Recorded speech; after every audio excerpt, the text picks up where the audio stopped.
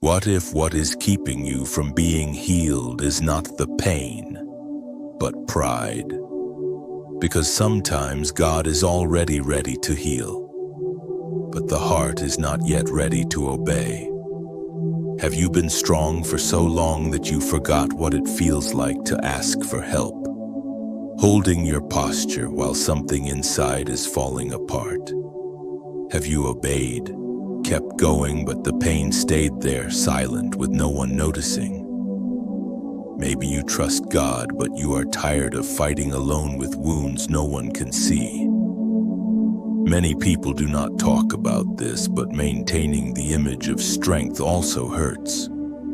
And it is not a lack of faith, it is an inner process that has not yet found rest.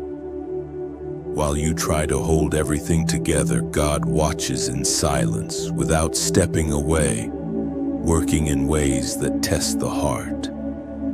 There are ancient stories that show how pride can delay restoration and how healing can be closer than it seems, but in a form that confronts. Between pain and obedience, something has to move inside. Because sometimes the greatest obstacle is not the wound, it is resistance to the process. And that is exactly where everything begins to change. Because sometimes the greatest obstacle is not the wound, it is resistance to accepting how God chooses to heal. And that is exactly what happened with Naaman. The Bible says he was a respected commander, victorious in battle, but he carried in his body a leprosy that no honor could hide.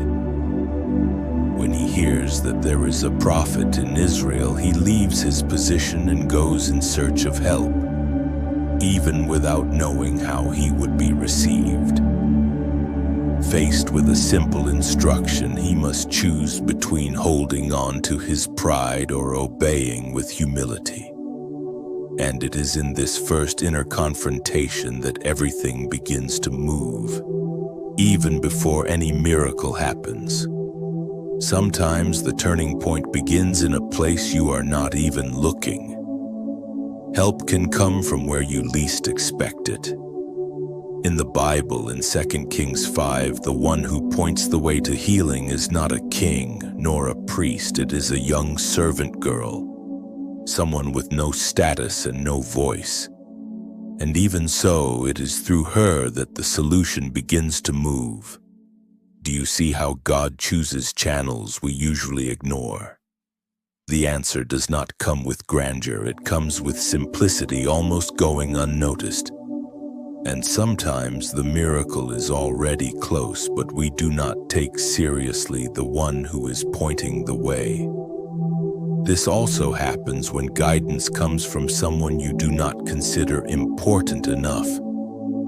The heart closes, pride filters, and the soul misses signals that could ease the pain.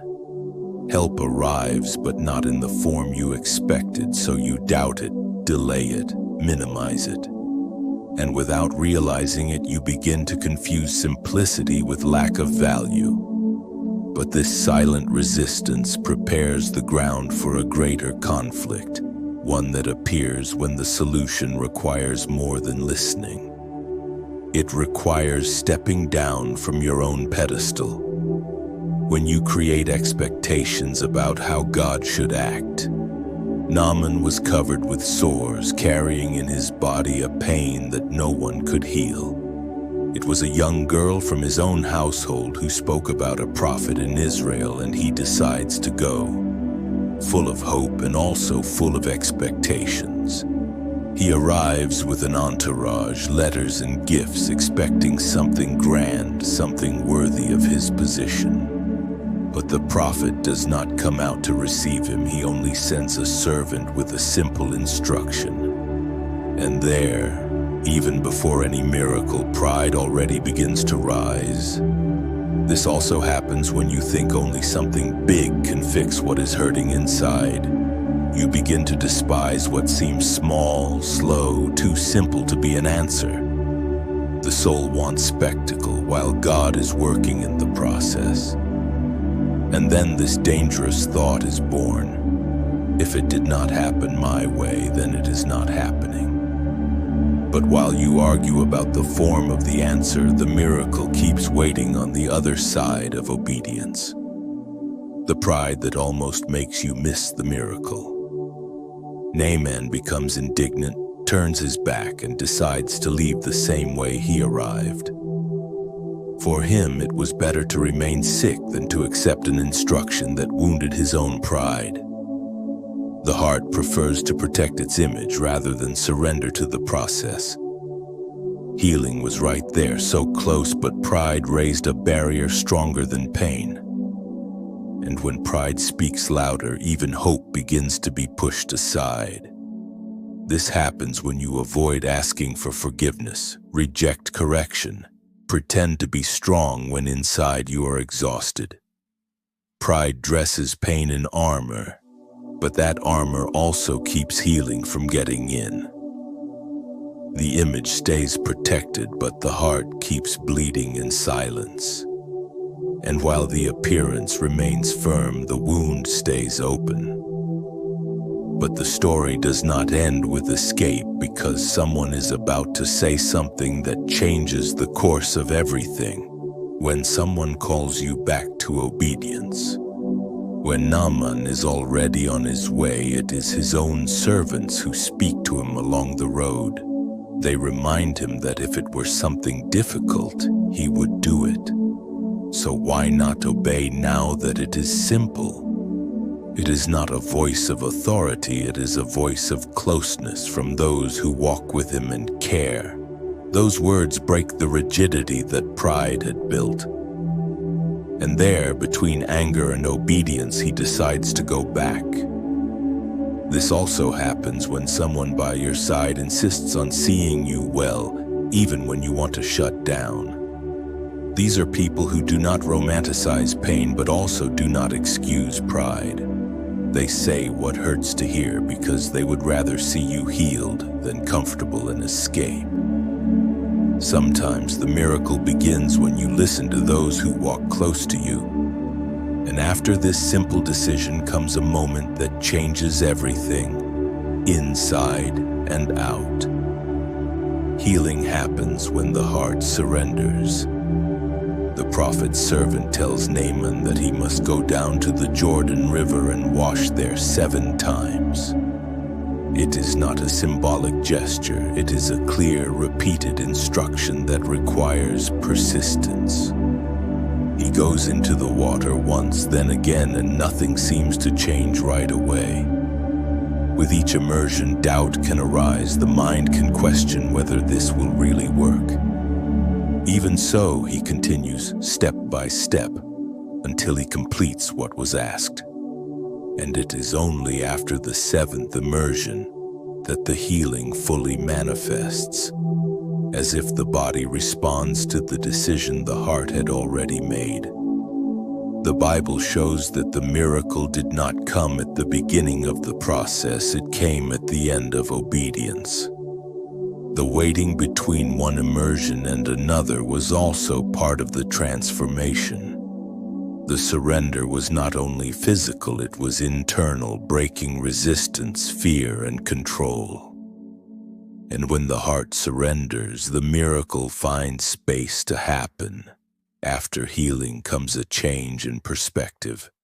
After being healed, Naaman returns to the prophet and says that now he knows there is no God except the Lord.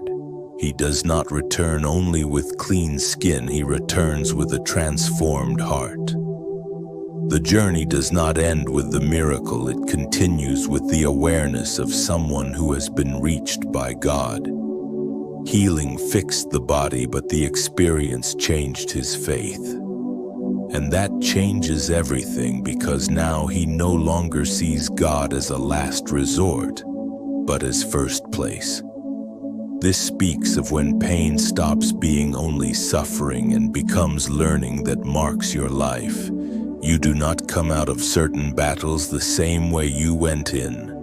You come out with a different outlook, different sensitivity, different dependence. Victory does not erase the path, it gives meaning to the path. God does not want only to fix the problem, He wants to change the heart that was walking with that problem. And when this change happens on the inside, a new way of living is born that goes beyond what you asked for at the beginning.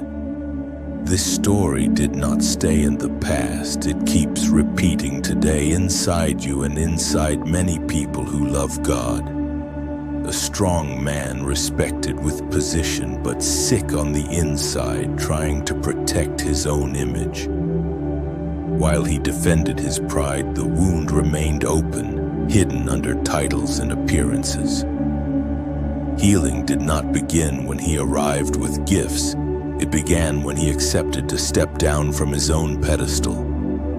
Because while the heart is defending itself, restoration stays on hold. And how many times do you do the same? Rejecting words that come from those who walk close to you because you think you know more, that you have already tried everything, that you do not need to listen to anyone.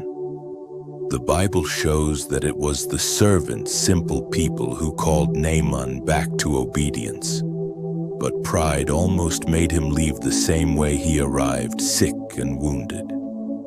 Sometimes you want answers from heaven, but you despise the voices God uses on earth. And so, without realizing it, you keep postponing your own miracle. Naaman also wanted greatness, honor, spectacle when God was offering a simple path: to go down to the Jordan and wash. The glamour of expectation almost made him reject the simplicity of obedience.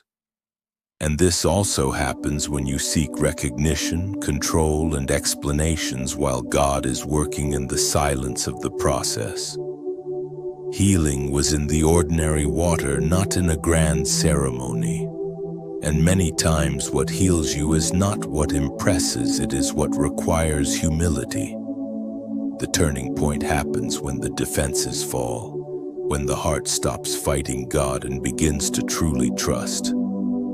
Naaman came out of the river with restored skin and with his faith repositioned, knowing it was not only about the body, it was about the heart. The story makes it clear. While you protect your pride, you delay your own restoration. Healing begins when you stop fighting against God. And it is at this point that life stops being just survival and begins to be transformation. Maybe now it is simply time to stop and breathe. And I invite you to a brief prayer. God, sometimes we ask for healing, direction, and answers, but we do not realize when you speak through simple paths. Teach our hearts to be humble, to listen, to learn, to recognize when help comes through ordinary people. Remove from us haste, pride, and the need for control, and place in us a teachable spirit. May we not reject what can heal us just because it did not come the way we expected. May your will be greater in us than our own defenses.